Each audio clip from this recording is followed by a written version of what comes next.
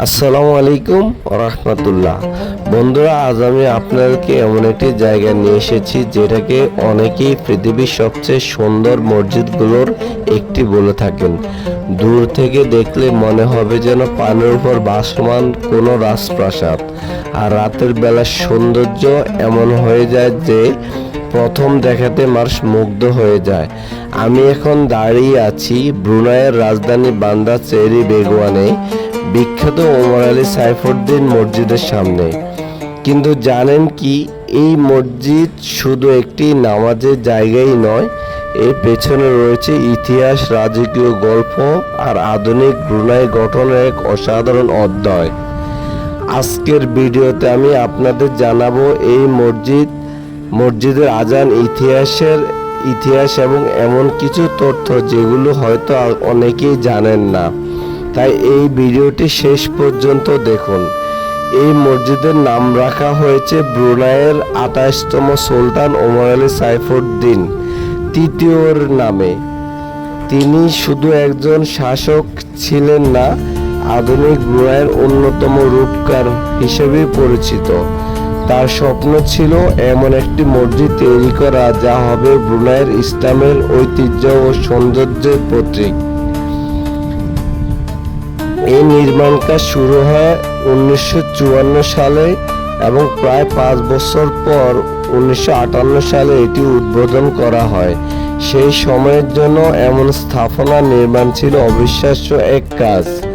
সবচেয়ে মজার বিষয় হলো, এই মসজিদের ডিজাইনের পিছনে স্বয়ং সুলতানের ভাবনা ছিল। পরবর্তীতে একজন ইতালিয়ান এই স্বপ্নকে বাস্তবে রূপ দেন। এখানকার স্থাপত্যে ইসলাম ও মোগল নকশার এক অসাধারণ মিশ্রণ দেখা যায়। আর আমি আপনাদের বলবো, প্রথমবার দেখলে অনেকেই মনে হয় যেন পানির উপর ভাসছে কোনো এক রাজকীয় প্রাসাদ। মসজিদের পাশে রয়েছে একটি রাজকীয় নৌকার মতো স্থাপনা। এটি আসলে ব্রুনাইয়ের ঐতিহাসিক রাজকীয় নৌকার প্রতিরূপ। পর্যটকরা এখানে এসে অসংখ্য ছবি তোলেন। মসজিদের ভেতরের সৌন্দর্য অবিশ্বাস্য, উন্নত মানের আরবি ক্যালিগ্রাফি ও কোরআনের আয়াত। মসজিদের দেওয়াল ও ছাদে সুন্দর আরবি ক্যালিগ্রাফিতে কোরআনের আয়াত লেখা রয়েছে। এর সঙ্গে জ্যামিতিক ও ফুলের নকশা ব্যবহার করা হয়েছে, যা ইসলামিক শিল্পকলার একটি প্রধান বৈশিষ্ট্য। মেহরাবের সোনালী মোজাইক কাজ, ইমাম যেখানে দাঁড়িয়ে নামাজ পরিচালনা করেন সেই মিহরাবে সোনালী মোজাইক ও বিমূর্ত ফুলের নকশা রয়েছে। এটি পুরো নামাজ কক্ষের অন্যতম আকর্ষণ। ইতালিয়ান মার্বেল ও সাংহাই গ্রানাইট, ভেতরের ফ্লোর এবং দস্তের দামি ইটালিয়ান মার্বেল ব্যবহার করা হয়েছে। সঙ্গে সাংহাইয়ের গ্রানাইট, ফলে ভেতরে ঢুকলে রাজকীয় অনুভূতি আসে। বিশাল ইংলিশ জারবাতি, ইংল্যান্ড থেকে আনা বিশাল জারবাতি রয়েছে, যেটি বহু আলো দিয়ে তৈরি। এটি মসজিদের অভ্যন্তরকে রাজপ্রাসাদের মতো আভিজাত্য দেয়। গোল্ডেন ডোমের ভিতরে শিল্পকর্ম, গম্বুজের অংশে lakh lakh Venetian glass mosaic ব্যবহার করা হয়েছে। বাইরে সোনালী গম্বুজ যেমন চোখে পড়ে, ভিতরের অংশ একইভাবে শিল্প সমৃদ্ধ। কার্পেটগুলো একবার নরম রেশমের মতো। কার্পেট ও নামাজ হলের কার্পেট সৌদি আরব ও ইউরোপ থেকে আনা হস্তনির্মিত কার্পেট দিয়ে সাজানো হয়েছিল। চারপাশে আলো যখন একে একে জ্বলে ওঠে, তখন সাদা মার্বেলের গায়ে সোনালী গম্বুজের ঝলকানি পুরো এলাকাকে রূপকথার দৃশ্যে পরিণত করে। মসজিদের চারপাশে কৃত্রিম লেকের পানিতে প্রতিফলিত আলো দেখে মনে হয় যেন পানির উপর ভাসছে একটি স্বপ্নের প্রাসাদ।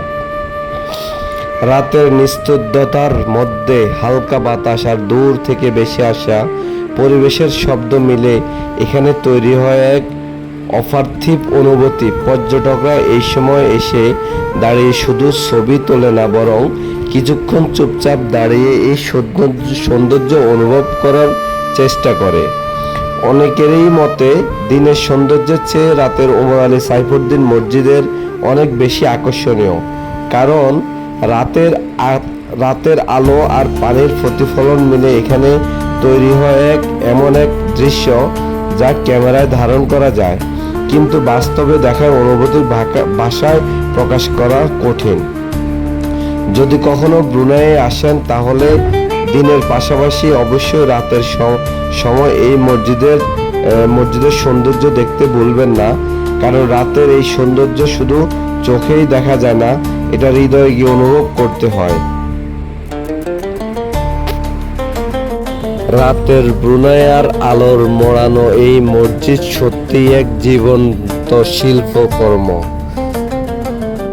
সুবহানাল্লাহ, আল্লাহ পাকের পৃথিবীতে মানুষের বানানো এত সুন্দর একটি মসজিদ, এটাকে না দেখলে বুঝতেই পারতাম না যে মানুষ এত সুন্দর করে কিছু কিছু কারুকাজ নিজের হাতে বানানো, এগুলো নিজের হাতে তৈরি করতে পারে।